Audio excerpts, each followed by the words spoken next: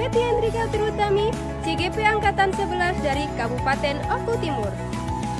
Pada kesempatan kali ini, saya akan melaksanakan aksi nyata pada modul 1.4 mengenai pengimbasan budaya positif di SD Negeri 1 Margodadi. Salam Guru Penggerak. Assalamualaikum warahmatullahi wabarakatuh. Belum semangat nih. Tepuk semangat. Semangat. Oke. Bapak Ibu, terima kasih atas kesempatannya untuk bersedia berkumpul dalam kegiatan Koper di hari Sabtu ini, ya, dalam rangka untuk menyebarkan pemahaman dan penerapan pengalaman budaya positif dari saya, Peti Hendrika Trihutami SPD, CGP Angkatan 11 Kabupaten Oku Timur. Sebelum kita mulai ini pada tegang semua nih. Gimana kalau kita ada game dulu ya? Game dulu, gamenya kita berpasang-pasangan. Silahkan dari sebelah sana dulu, dari sebelah sana maju. Cari pasangannya hadap-hadapan. Nah, silakan Bu Elisa. Ayo.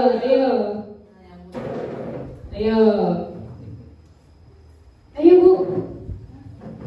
Ini pasangannya nih. Yuk kelompok ini, rombongan ini. Oke, ayo Bu Mariam, itu pasangannya. Ayo Bu ya. Ayo. Ibunya sekalian aja lah, ini nyukup kok. Ayo Bu. Ayo Pak. Cukup. Yuk. Nah iya, ada hadapan. Ada hadapan. Mana nih? Oke. Ayo Bu. Ayo Bu. Ini nggak tua nggak muda semuanya maju. Ayo Bu. Nggak apa-apa. Ayo Bu. Ayo.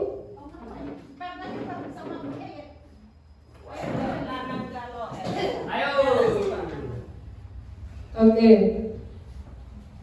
Permainannya, jika ini Bu, mana tangan kanannya? Oke, tangan kanannya. Kalau saya hitung 1 sampai 3, silakan keluarkan jarinya. Ya. Kalau saya bilang perkalian berarti jarinya Ibu sama jarinya Bapak ini ada berapa nih? Misal gini Bu, 1, 2, 3. Mana jari Ibu? Nah, 1 kali 1. Kalau saya bilang perkalian, jawab langsung. Oke ya. Siap? Siap.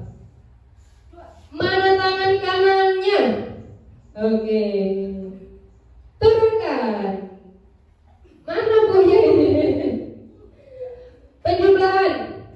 3. Ayo, siapa yang jawabnya terakhir silakan duduk.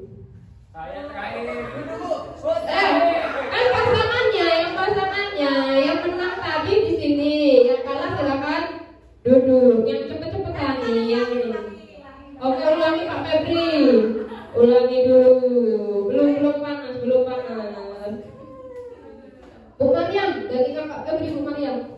Ayo Bu. Gak apa-apa. Mbak itu butuh permainan biar gak tegang terus ya. Oke?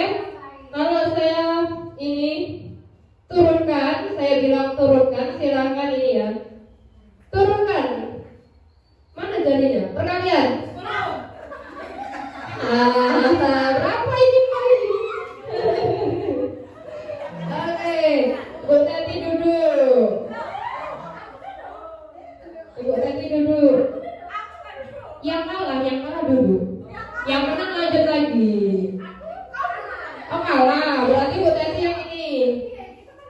Yang menang siapa Ibu? Aku bingung. Yang menang siapa? Kenapa ini 21 pasangan duduk galau? Aduh. Oke sudah, semuanya duduk aja. Terima kasih. Ini sepertinya memang perlu makan siang ini ya. Sebentar loh, sebentar aja ya. Tepuk fokus dulu deh biar fokus. Kayaknya nggak fokus. Ini masa satu pasangan dulu gak lo? Tepuk fokus. Fokus. Fokus. Oke, langsung saja ya Bu.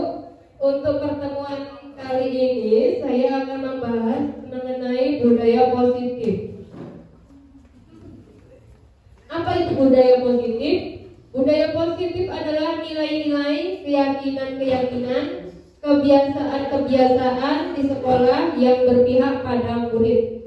Pokoknya budaya positif ini nanti kembali lagi ke pemikiran Ki Hajar Dewantara tentang pembelajaran yang berpusat pada murid. Pokoknya kita ini kembali lagi berpusat pada murid. Kita sebagai apa, Bu?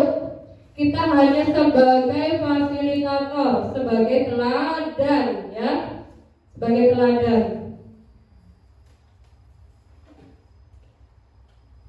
Konsep inti budaya positif. Konsep inti ada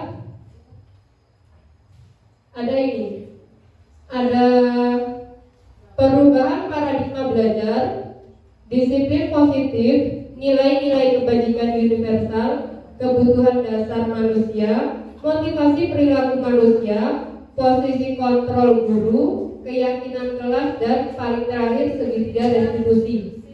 Sudah ada yang familiar dengan kata-kata ini? Dengan 8 kata-kata ini sudah ada yang familiar yang sudah pernah dengar disiplin positif atau restitusi? Sudah ada yang pernah dengar? Belum?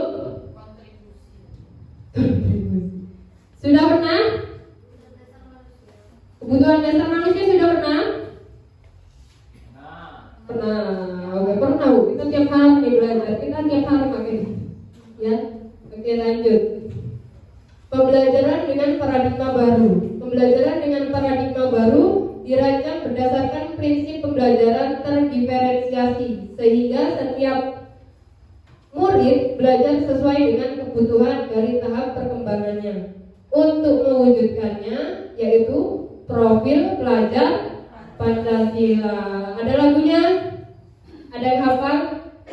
Pelajar Pancasila beriman dan bertakwa pada Tuhan Yang Esa dan berakhlak mulia, berkebinekaan global, gotong royong mandiri, kreatif dan bernalar kritis. Oke, pinter ibu guru bapak gurunya. Lanjut, ada teori kontrol. Ini yang sering Bu, yang sering miskonsepsi ya tentang teori kontrol. Nih lihat, ada gambar ilustrasi. Kalau kita orang dewasa mengontrol anak-anak itu kebanyakan seperti ini. Ilustrasi guru mengontrol murid, ilustrasi bahwa penguatan positif efektif dan bermanfaat, ilusi bahwa kritik dan membuat rasa bersalah mampu menguatkan karakter. Benar atau salah Bu? Kalau kritik dan membuat rasa bersalah itu bisa menguatkan karakter, benar apa salah? Benar atau salah Bu? Apa itu?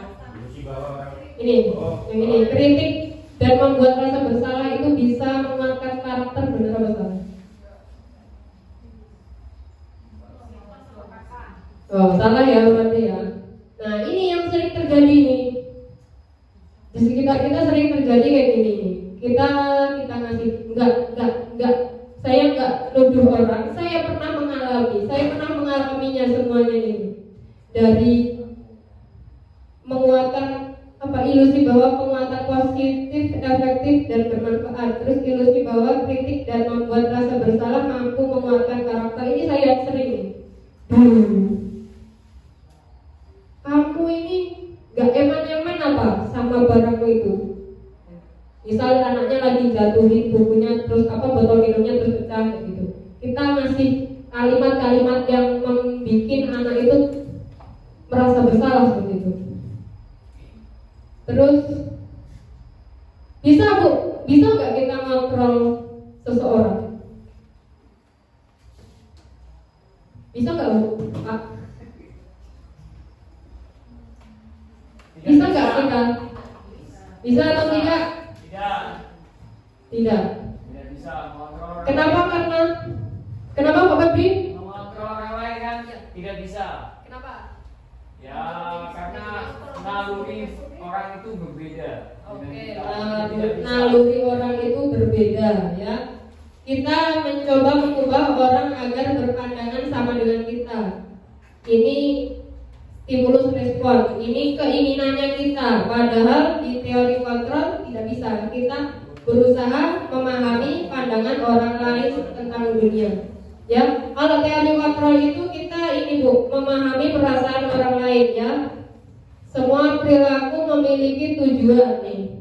Walaupun anak itu melakukan kesalahan-kesalahan, yakin bahwa anak itu memiliki tujuan yang sebenarnya kalau kita nilai itu kurang tepat. Tapi anak-anak mesti memiliki alasan setiap melakukan perilaku. Ya. Hanya Anda yang bisa mengontrol diri Anda. Jadi tidak ada orang lain yang bisa mengontrol. Termasuk kita tidak bisa memaksakan murid kita untuk menjadi apa yang kita inginkan. Ya. Tapi kita harus berusaha memahami pandangan orang lain tentang dunianya. Ya. Next. Nah ini ada disiplin positif. Apa Bu disiplin? Positif. Disiplin itu apa?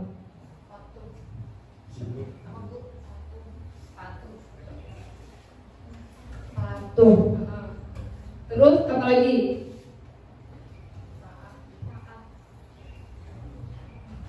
Ada patuh, ada taat. Ibu, kalau disiplin apa? Ketepatan. Ketepatan. Ada taat, patuh, ketepatan.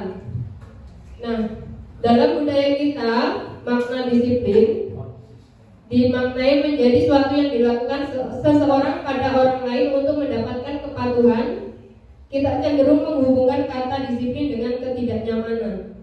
Maksudnya ketidaknyamanan ini kita mendisiplinkan anak dengan adanya hukuman.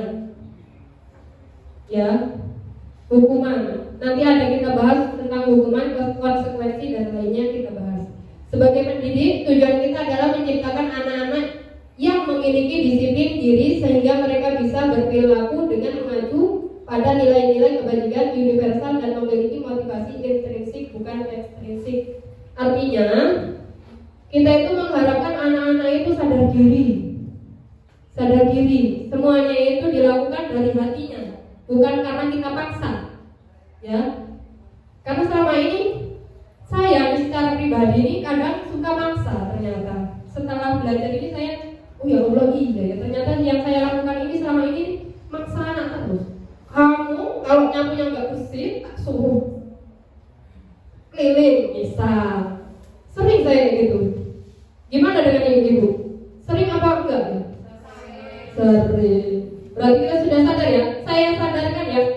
Saya menyadarkan diri saya dan teman-teman bahwa tujuan kita mendidik itu ternyata bukan karena kesadaran ekstrinsiknya. Yang harus kita tumbuhkan kesadaran intrinsiknya dari dalam hatinya. Ya.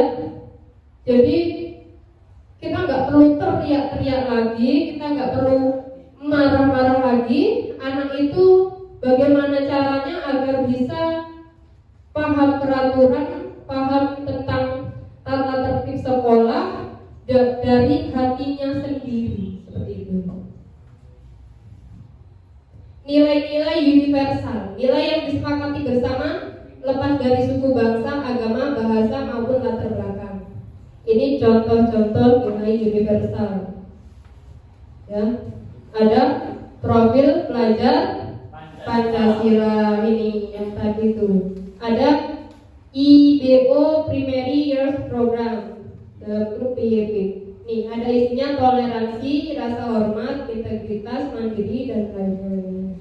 Keterampilan hidup atau life skill dapat dipercaya, lurus hati, pendengar yang aktif, tidak merendahkan orang lain dan memberikan terbaik dari dirinya. Ini contoh nilai-nilai kebajikan.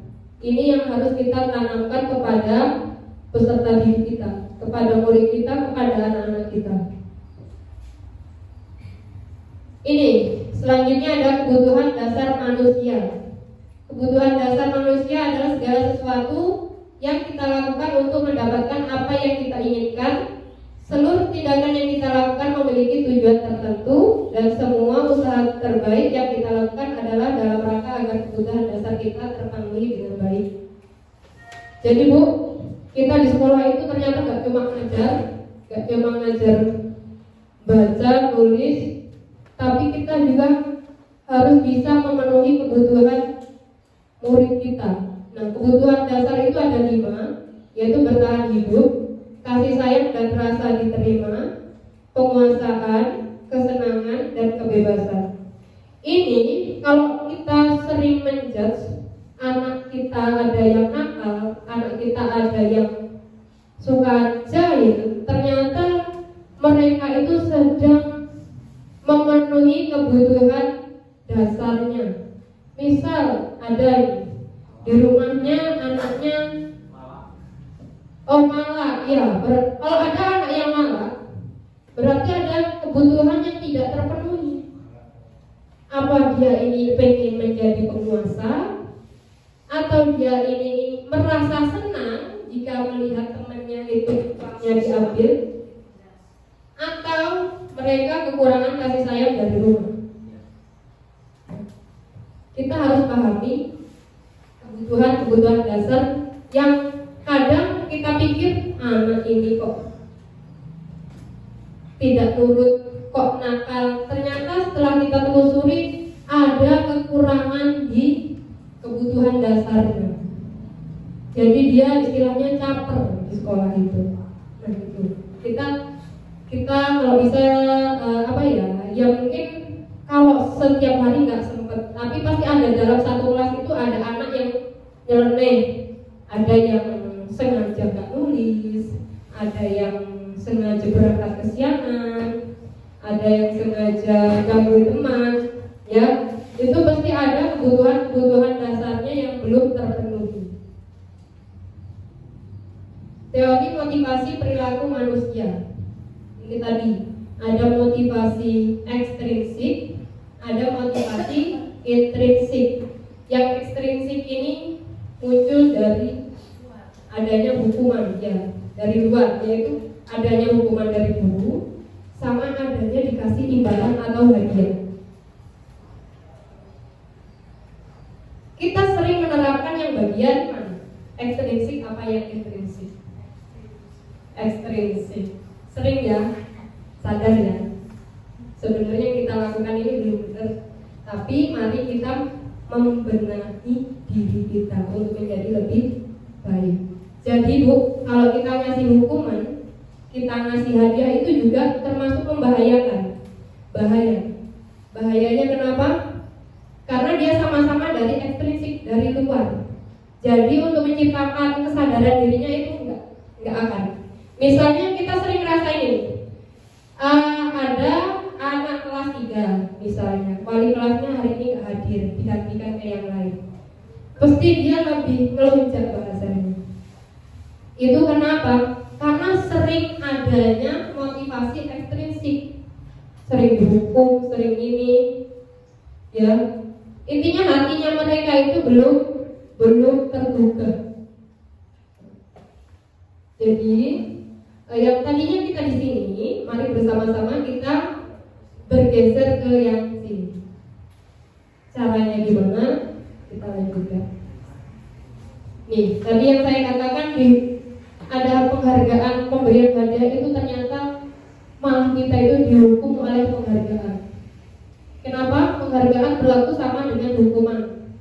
Karena dia sama-sama motivasi ekstrinsik atau dari luar, ya. Apa yang harus kita lakukan? Penghargaan itu banyak ya. Penghargaan kalau yang berbahaya itu kita beri hadiah. Terus ngebanding-bandingkan si A lebih pintar dari si B. si A lebih lancar baca dari si B, itu termasuk penghargaan yang berbahaya. Caranya gimana? Itu ini bentuk program kebajikan yang perlu kita geser dari yang membanding-bandingkan, dari yang ini tadi, itu dengan beri pengakuan secara khusus. Maju ke depan, nak kamu hebat hari ini, pertahankan. Jangan dibandingkan di depan semua temennya. Ini loh contoh dapat 100 rajin terus, itu termasuk penghargaan yang jatuhnya negatif. Ya. Ada beri pengakuan secara pribadi, ini sama tadi. Beri pengakuan kepada seluruh murid. Ini semuanya. Kalian itu semuanya hebat. Nah, seperti itu ya. Terus ada beri pengakuan secara konsisten.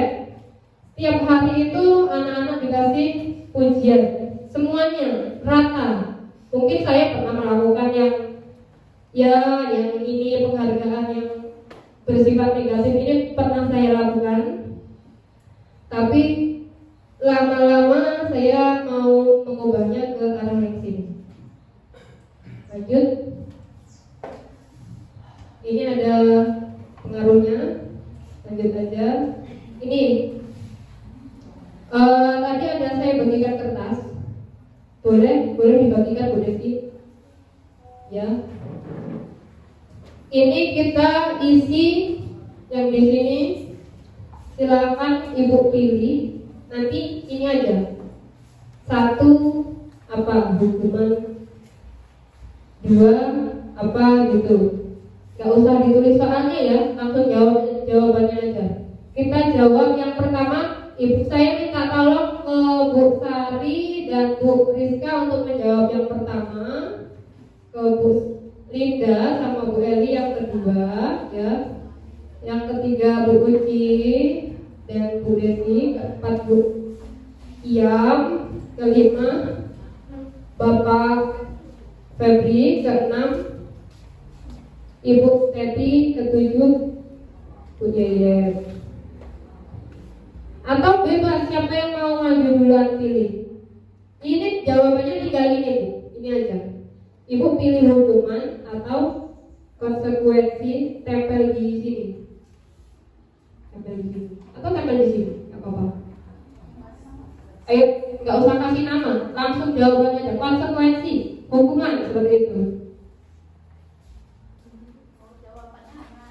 Ya, Ibu pilih nomor berapa, tulis nomornya, langsung jawab. Misal hukuman, nomor 1 hukuman, misal seperti itu.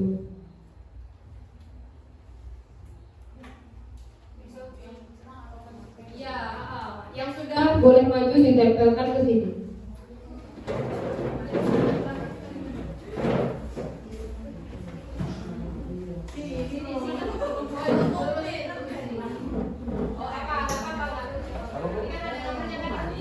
Yang itu nomor berapa itu? Tulis aja nomornya. Basik Bu, jawabannya hukuman. Basik Bu, mau milih nomor berapa nggak apa-apa, yang penting semuanya terjawab. Yang 2 gitu tuh. 2 kali. Di sampingnya. Nomor berapa itu? Dari sini aja. Nomor 7. Nomor 4 siapa Bu? Saya. Oh. Kita bacakan. Oh.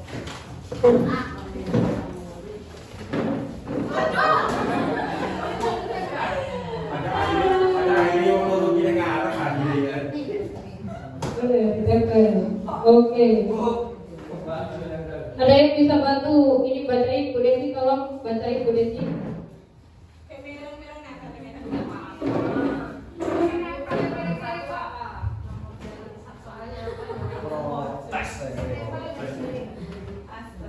Untuk yang nomor 1, mencatat 100 kali di dalam buku kalimat. Saya tidak akan terlambat lagi karena terlambat ke sekolah. Jawabannya Nomor 1 siapa Ada tadi? nomornya ini. Ada. Yang atas nomor 2. Nomor 2 itu Ada itu nomor Yumiska sama Sari. Itu loh. Itu nomor 7 ya? Iya. Nah, itu nomor 4 yang dipegang Bu Desi. Ya wes. Yang ini punya siapa nih? Apa?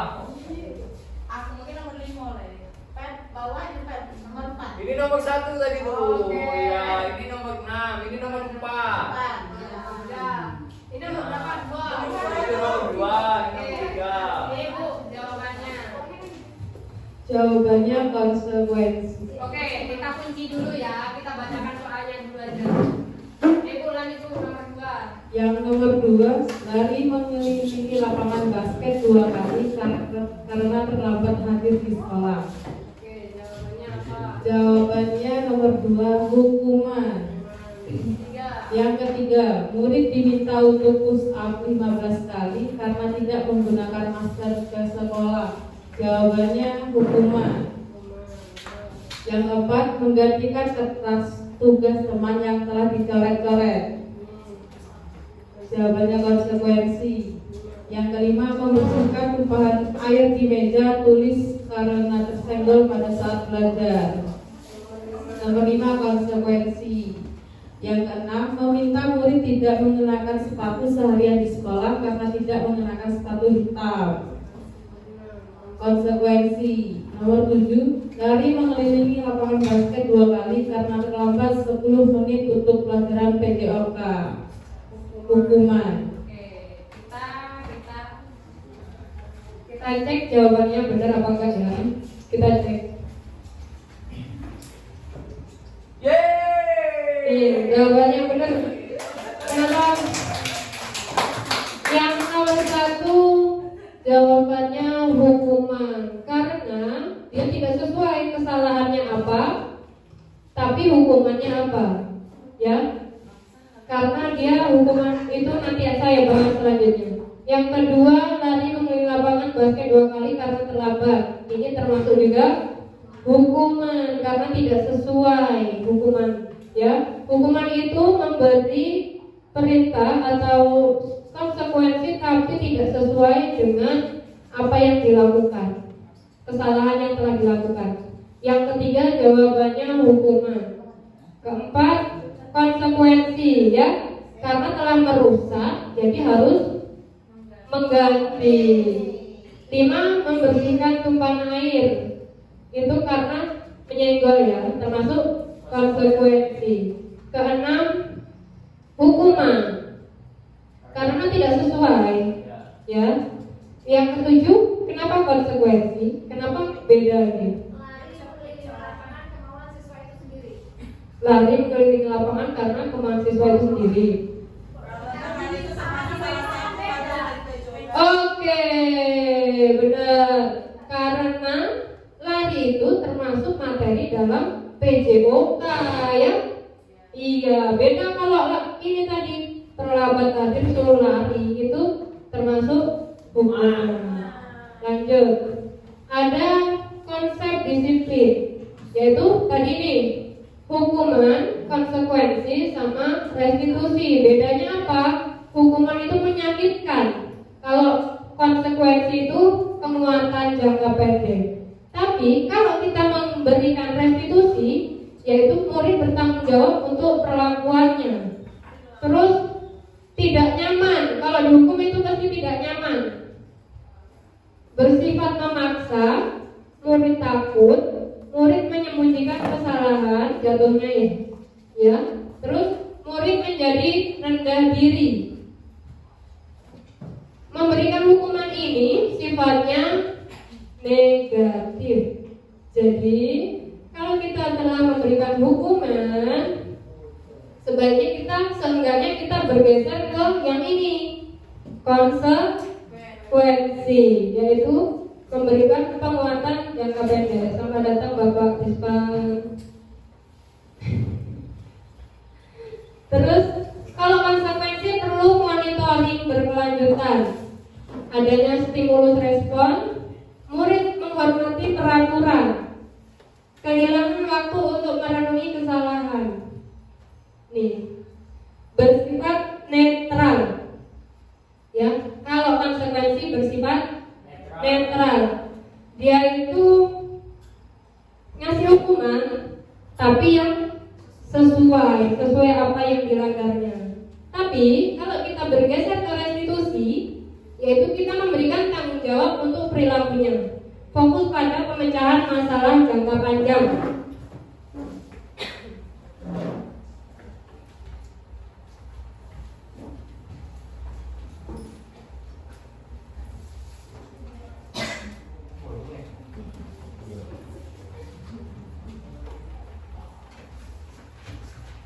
maaf Bu, gangguan alam.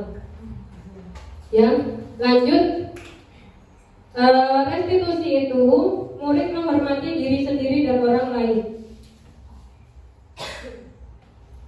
Selanjutnya ada teori kontrol. Terus ada murid bersemangat memperbaiki kesalahannya. Restitusi ini nanti saya akan memberikan kegiatan contoh segitiga restitusi, di mana saya melakukan langkah-langkah segitiga restitusi untuk menangani anak yang melakukan kesalahan. Nih, kita ada 5 posisi kontrol guru. Ada apa aja Bu? Sebutkan Bu. Ada penghukum, terus yang kedua membuat rasa bersalah, yang ketiga teman, kemudian pemantau, dan terakhir manajer. Kira-kira kita di posisi yang mana? Coba siapa yang mau berpendapat? Nggak apa-apa, sebutin boleh 2 boleh 3. Untuk posisi guru satu itu ada nomor 1, 2, dan 3. Oke, Bu Desi ya. Sebagai guru, Bu Desi ada di posisi 1, 2, dan 3. Ada lagi yang mau ini saya mau tanya ke guru senior nih. Ibu ada di posisi kontrol yang nomor berapa saja? Di nomor 1 juga ada, yaitu menghukum. Kemudian nomor 2 juga, dan nomor yang terakhir. Oke. Yang guru penjas nih tadi ngomong ini dari penghukum, pembuat rasa bersalah, sama teman. Sedangkan Bu Mariam tadi menjawab penghukum, pembuat rasa bersalah, sama manajer. Nah, kita lihat ya. Kita lihat ini ada kasus siswa tidak memakai atribut lengkap saat upacara. Nih, kira-kira kalau ada kasus kayak gini, kita ada di posisi mau ngambil yang posisi mana? Kira-kira posisi yang mana nih? Pak Febri, yang mana Pak Febri? Boleh 2 atau 1? Boleh 2. Kalau 2 teman dan membuat rasa bersalah. Oke. Rasa bersalah. 2 ini ya. Ya.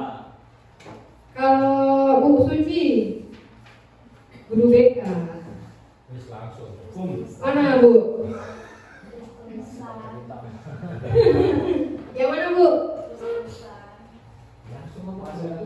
Ayo Bu Uji, yang mana? Penghukum. Oke, ada 3 ya. Mari kita lihat cara penyelesaiannya. Kalimat-kalimat yang dikeluarkan dari 5 posisi kontrol. Biasanya nih. Nah, setelah kita baca ini penghukum, penghukum ini patuhi aturan sekolah lalu berdiri di depan barisan. Biasanya kayak gini kan. Terus pembuat rasa bersalah. Berapa kali Bu Guru harus memberitahu kamu? Ibu kecewa sama kamu. Maaf Piko ya. Ibu kecewa sama kamu. Yang kayak gini nih. Ibu kecewa loh sama kamu nak. Coba kamu nih jangan kayak gini. Gitu.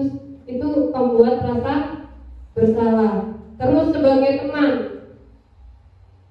teman, kamu sudah melanggar apa peraturan dan konsekuensinya. Kalau pemantau, maaf, ini ada kesalahan nih. Ini yang teman yang ini, ayolah yang tertib, buat ibu bangga. Kalau ini kamu tidak apa-apa, nggak saya hukum, enggak. Tapi kalau pemantau, kamu sudah melanggar. Tahu nggak peraturan di sekolah itu harus apa?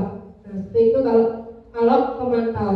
Terus, kalau manajerial itu, apakah kamu tahu kesalahanmu? Kira-kira bagaimana kamu memperbaiki kesalahan ini? Nah itu.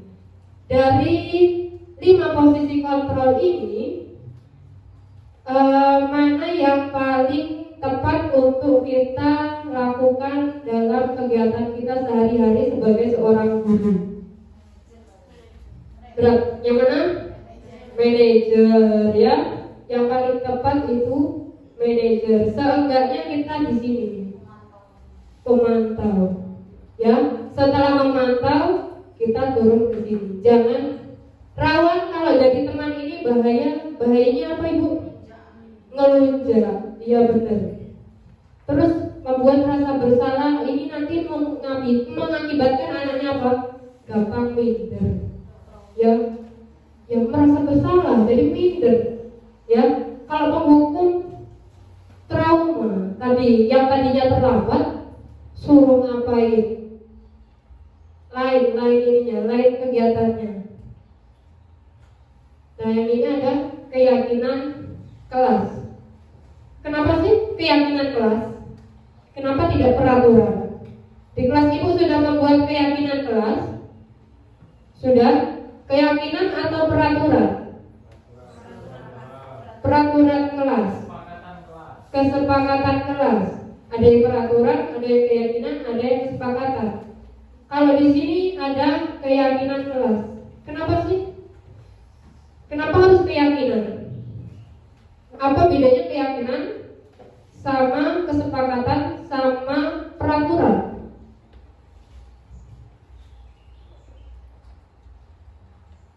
Peraturan itu untuk apa? Untuk ditaati, dipatuhi, kata ini. Ya, benar ya, untuk ditaati dan dipatuhi. Tapi kalau kita membuat keyakinan kelas itu turunan dari kesepakatan.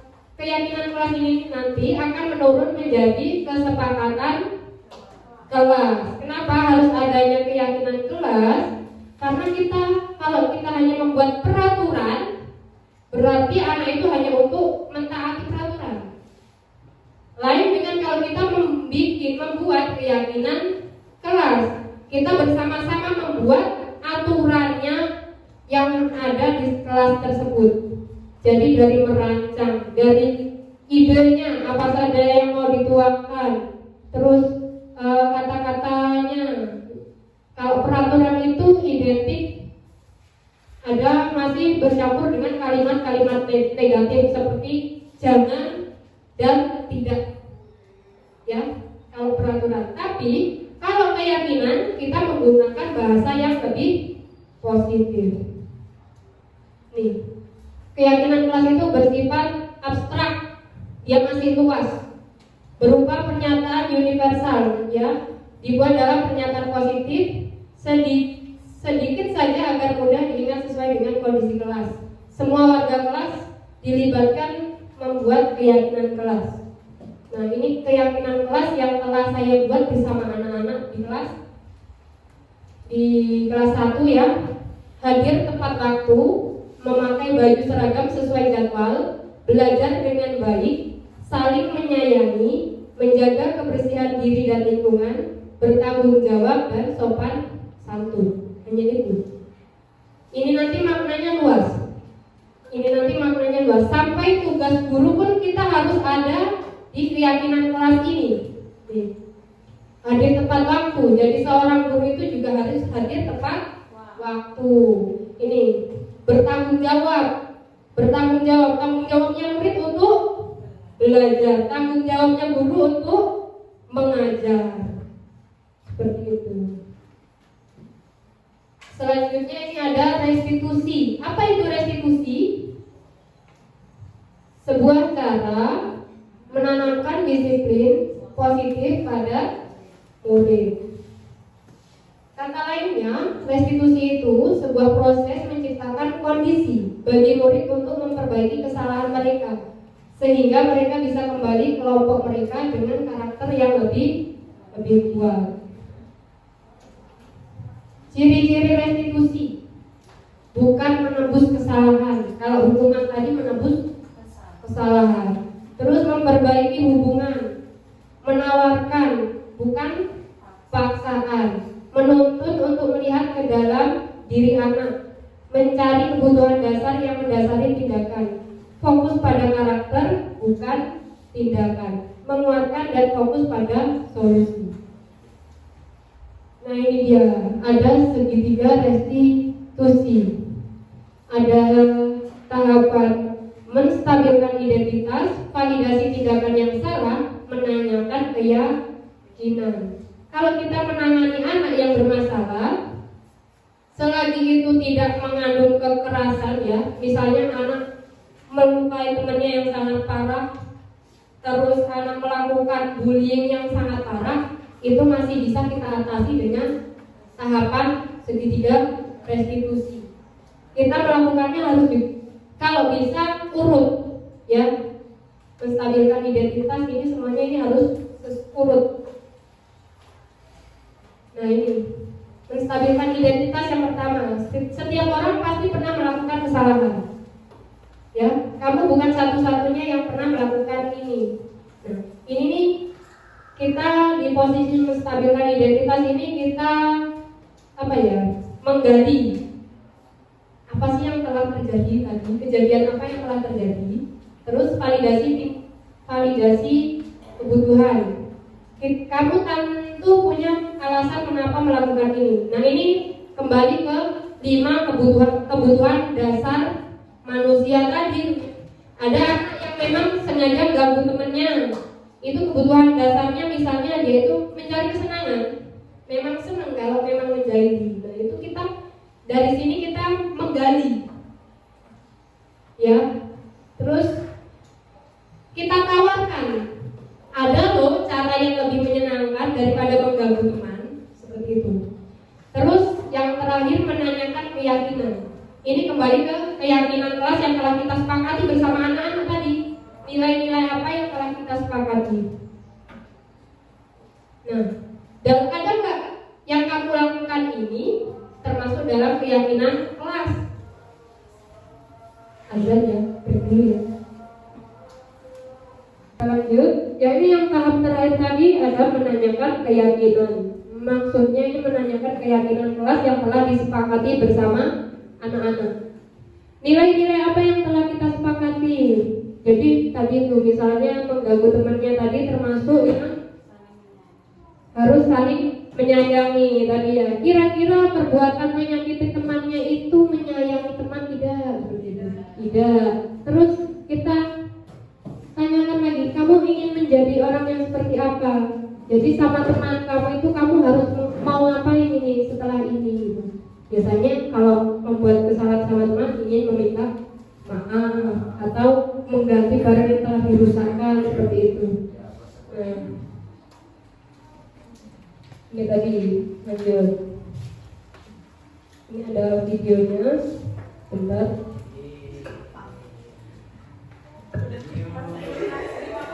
Sama-sama. Sama. Lapor. Ini fotonya siapa, Wi? PT Hendrika kami. Disingkat DTH.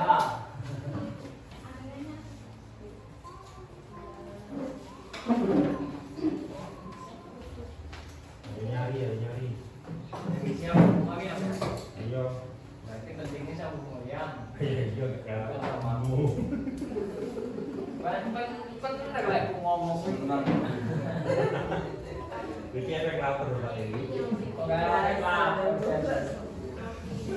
Apa tuh kita kudu?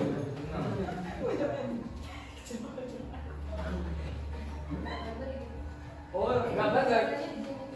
Memang orang ini. Good.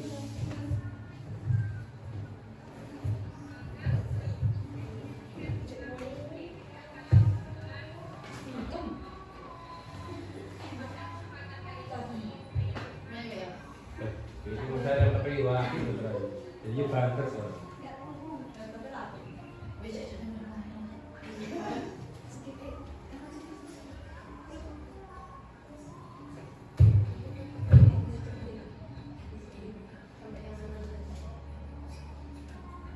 Mau nggak ngomong yang video, nggak ngomong juga. Aku pengen masalah gini.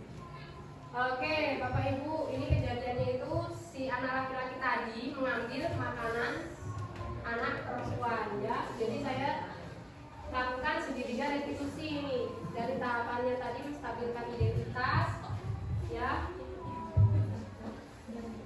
Nah, dari kejadian tadi itu, anak yang mengambil makanan temannya tadi, saya melakukan segitiga restitusi. Ya, yang pertama itu saya melakukan menstabilkan identitas. Ya, menanyakan, kamu tadi ngapain? Apa yang kamu lakukan dengan temanmu tadi? Nah, begitu ya. Terus saya melakukan lagi kegiatan yang kedua, itu memvalidasi tindakan. Nah, di sini validasi tindakan, menanyakan, jadi udah keyakinan kelas. Menanyakan ini apa namanya? Kira-kira tindakan kamu itu termasuk perbuatan yang baik atau tidak? Ya, mengambil barang atau makanan temannya itu termasuk perbuatan yang baik atau tidak? Ya, pasti jawaban anak tidak. Lalu apa yang ini masuk di menanyakan keyakinan. Terus perbuatan kamu mengambil barang temanmu tadi, makanan temanmu tadi, itu ada nggak di dalam keyakinan kelas kita? Pasti jawabnya dia langsung ingat tidak ada. Ya, kenapa dia selalu ingat? Karena setiap pagi kita membacakan keyakinan kelas kita. Jadi secara tidak langsung kita memberi sugesti tiap hari, aturan atau kesepakatan kelas tadi tiap hari kita baca. Sebelum kegiatan itu, waktu di kelas kita ulang-ulang setiap hari. Jadi kalau ada kejadian yang kayak gini, langsung kita tanyakan keyakinan kelas. Ya, kembali lagi keyakinan ke keyakinan kelas. Nah, kalau sudah nyampe di tahap menanyakan keyakinan kelas tadi, lalu kita memberikan solusi. Kalau anak kelas 1 itu menuntut, jadi kira-kira gimana? Baiknya gimana? Kalau sudah mengambil barang temanmu, apa yang mau kamu lakukan? Dia inisiatif pengen mengganti. Biasanya kalau mengambil atau merusak, dia langsung inisiatif seperti itu, mengganti. Terus meminta maaf. Itu anak kelas 1 bisa. Apalagi anak kelas tinggi ya. Kelas 1 kan kelas rendah, apalagi kelas tinggi. Ya, setelah itu kita ini membuat janji. Anak itu membuat janji. Lalu perbuatan kayak seperti ini akan kamu ulangi lagi atau tidak? Jadi jawabannya tidak. Lalu terakhir, anak kita ajak untuk merefleksikan dirinya. Oh, terima kasih ya Bu, ternyata yang saya lakukan ini perbuatan yang tidak baik. Saya janji insya Allah ke depannya saya akan menjadi anak yang lebih baik lagi. Ya, seperti itu. Jadi bedanya hukuman, konsekuensi, dan restitusi sudah sangat beda ya. Hukuman tadi kita salahnya apa, dikasih hukumannya apa. Kalau konsekuensi tadi bagus, tapi dia hanya jangka pendek ya, terus merugikan waktu. Misalnya saya sering nih pakai yang konsekuensi, nulis gak selesai, saya biarkan sampai pulang. Jam temennya pulang dia langsung tetap nulis. Itu konsekuensi. Tapi kalau restitusi, kita gali permasalahannya. Biasanya ada yang datang dari rumah, ternyata permasalahannya di rumah gak pernah diajari mamanya, gak pernah ditanya mamanya ada PR apa enggak, kayak gitu dia curhat. Kalian curhat seperti itu. Ya. Nah, dari rangkaian semua itu, saya harapkan kepada Bapak dan Ibu guru, khususnya di SD 1 Margodadi, mari sama-sama kita untuk berbenah diri. Kita sudah baik, tapi mari kita menjadi lebih baik, ya. Dari posisi kontrolnya tadi penghukum, pembuat rasa bersalah, mari kita menjadi guru yang memiliki posisi manajerial, ya, manajer. Dari kita menjadi penghukum tadi, cara menyelesaikan masalahnya, mari kita menjadi melakukan segitiga restitusi.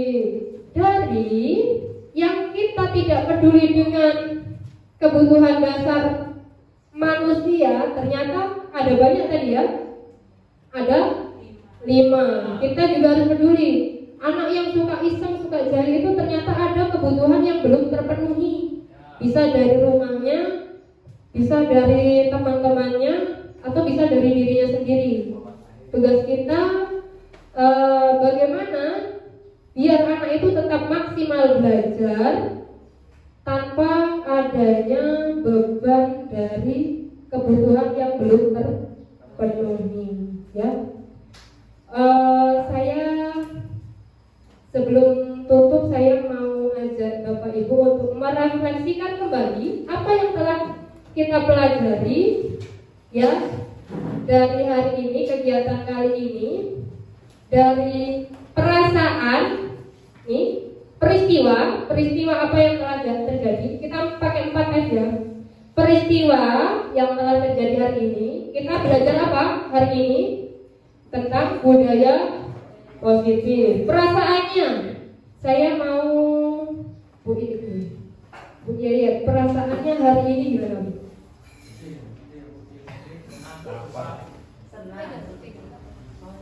Ya nggak pendek, senang gitu. Yang panjang kata-kata. Ya apa kan kita ini lah. Senang. Terus jadi mendapat apa namanya, setelah melihat dan mendengar penjelasan, jadi menambah dapat ilmu untuk penerapan dan Terus kedepannya kedepannya harus lebih baik dalam menghadapi anak, lebih sabar lagi untuk kemajuan anak didik, ya. Bu Teti, perasaannya hari ini gimana? Terus langkah ke depannya gimana?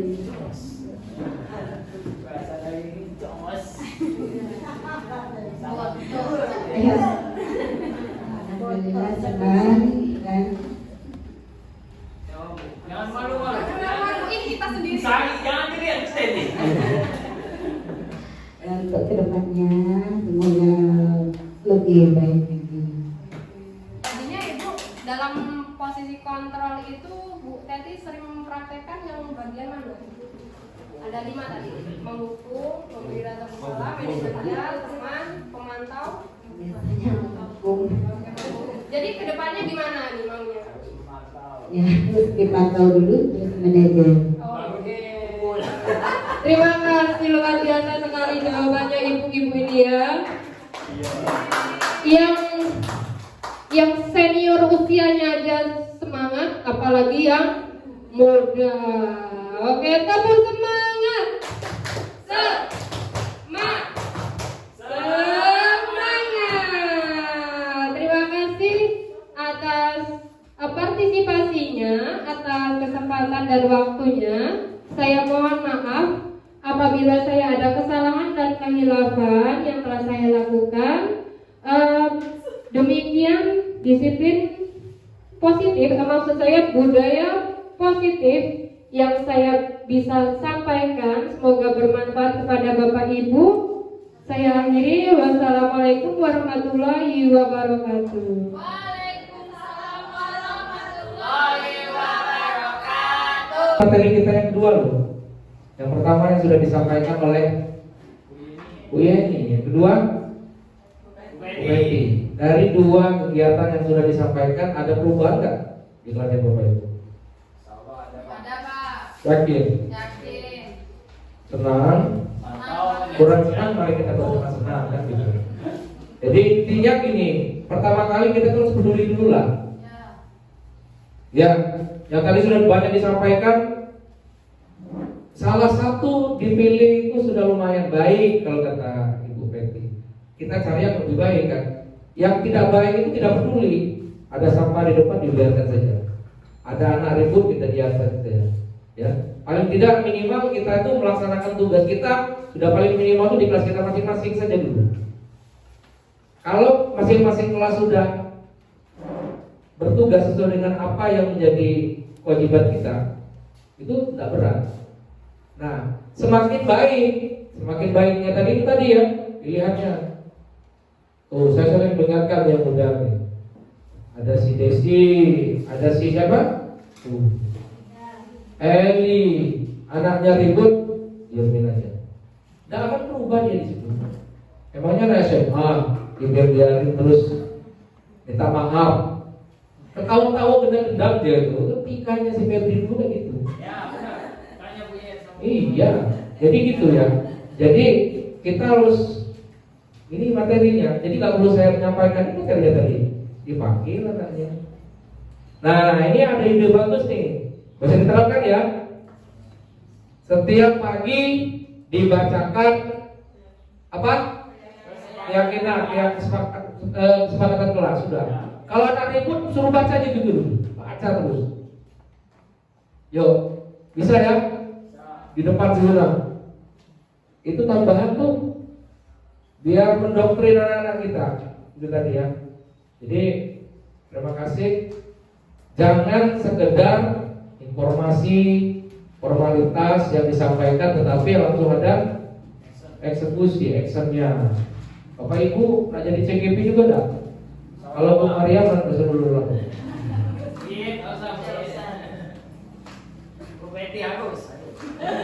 Kalian melihat Bapak Ibu, nah ini salah satunya. Oke ya, itu saja. Terima kasih. Mohon maaf kalau tadi saya keterlambatan karena ada rapat saya. Kemudian secepatnya saya kesini.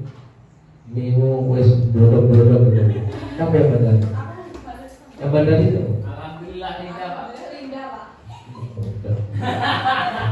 Linda yang ini Pak. Oh, habis gajian kemarin?